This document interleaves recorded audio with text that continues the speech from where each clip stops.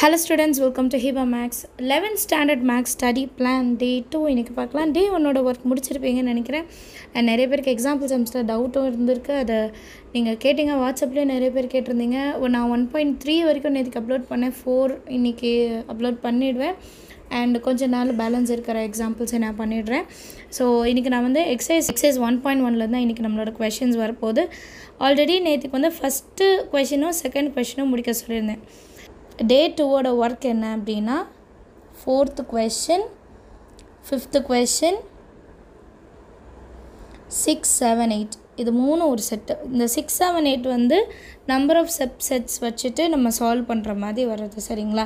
And இந்த மூணு கொஷினுமே ரொம்ப இம்பார்ட்டண்டான ஒரு கொஷின், அது பார்க்கணும்.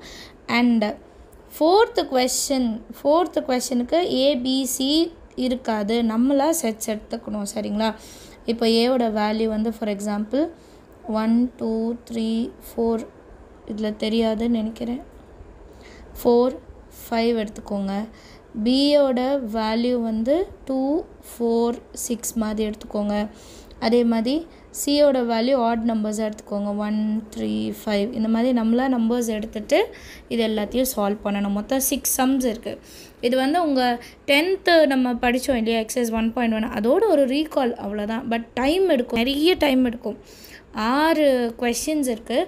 ஸோ வந்து பெரிய பெரிய நம்பர்ஸாக எடுக்காதீங்க. அதாவது ஏக்குள்ளே இருக்கிற எலிமெண்ட்ஸ் நிறைய எடுத்துடாதீங்க. மேக்ஸிமம் 5, மினிமம் 3, இதுக்கு மேலே எடுக்காதீங்க. எடுத்துகிட்டு சால்வ் பண்ணி பாருங்கள். 5th கொஷின் 6, 7, 8 பார்த்துருக்கணும்.